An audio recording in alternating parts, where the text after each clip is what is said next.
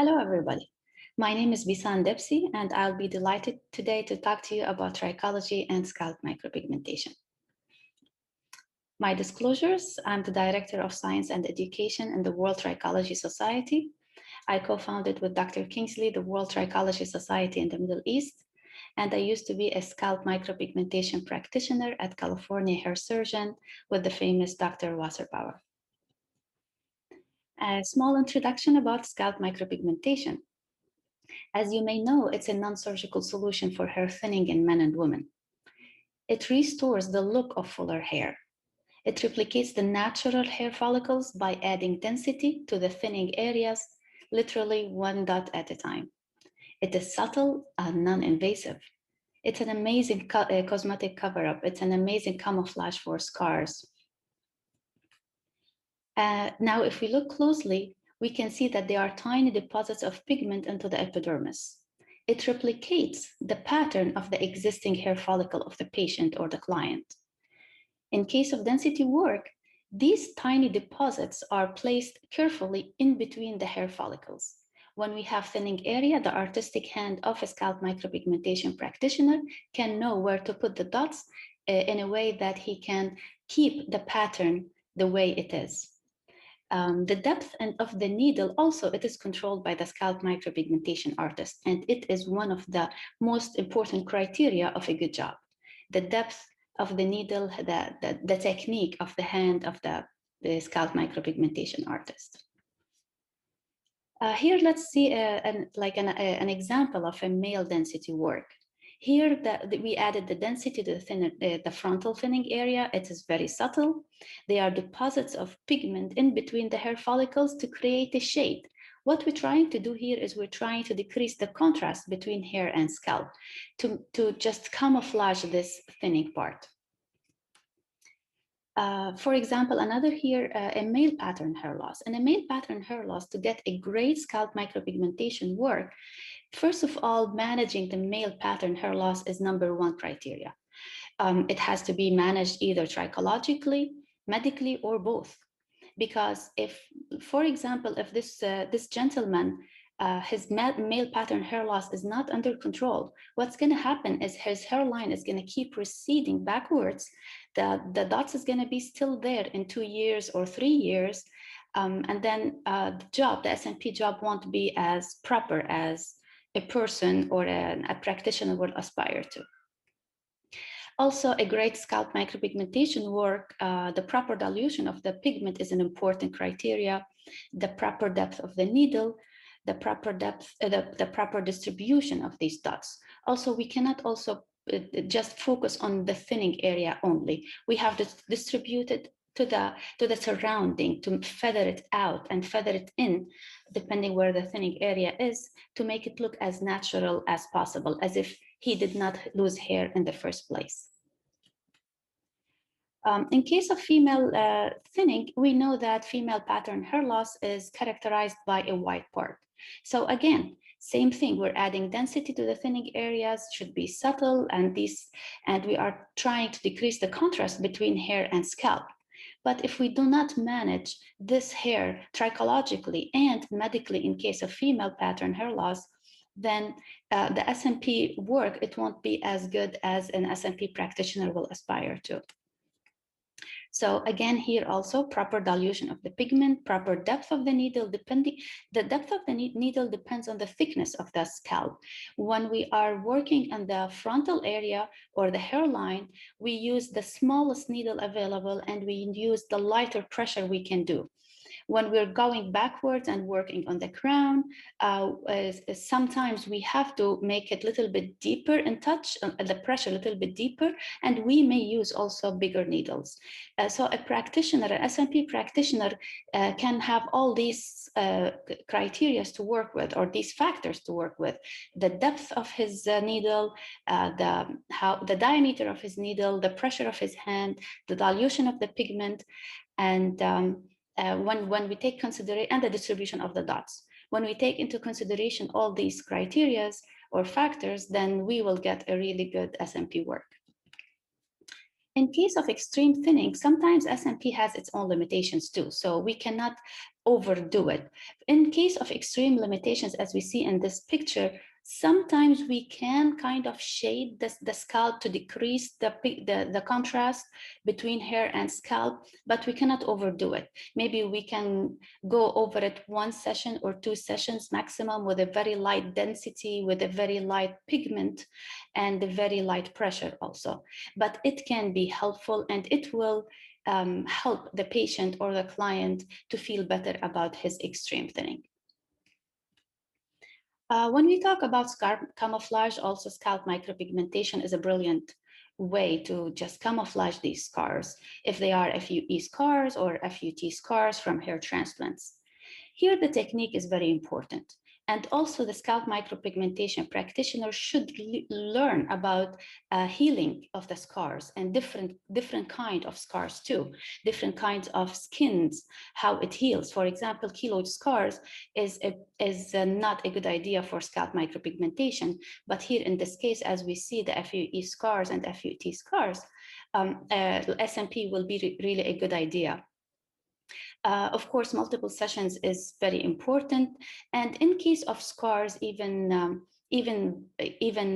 plastic surgery scars, test patch is always important, just to make sure the scar healed properly and allowing enough time between the surgery time and the scalp micropigmentation time.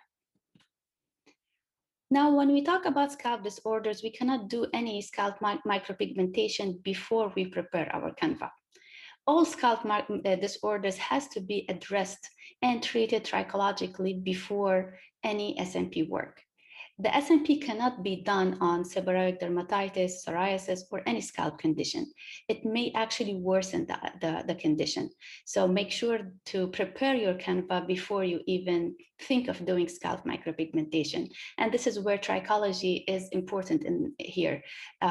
We have to learn how to manage these scalp disorders. So other hair loss types can also benefit from scalp micropigmentation, of course. Alopecia areata, secretional alopecia, all these, if they are managed well, they are trichologically treated properly, given enough time to heal, giving enough time to between sessions, SMP can be a good solution for all secretional alopecia hair loss types.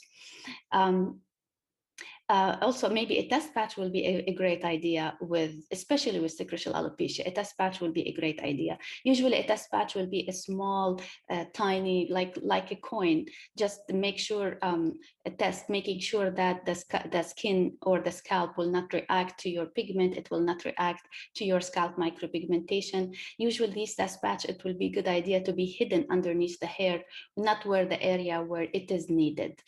So SMP will actually work on these brilliant, on these hair loss conditions if it can be done, if they are done properly with trichological treatments. So the pigment to be used here is not an ink. It's actually a carbon-based pigment. We cannot use an ink because if, let us say, we're going to use a brown ink, the brown ink is combination of orange and red. So it will tend to fade to an orange color or a red color by time. That's why we can't use like pure inks, or colors, let us say. That's why it's very important to use only a carbon-based pigment that will fade into a lighter version of black and a lighter version of black. And this pigment, even if it's black, can be actually used on lighter skin and lighter hair color, because we can dilute it to the maximum. We can dilute it depending on the client hair and skin complexion. We usually dilute it to a point where it is lighter than the hair, but darker than the skin. We want to shade the scalp, but we don't want it to be too dark also to be seen from a distance.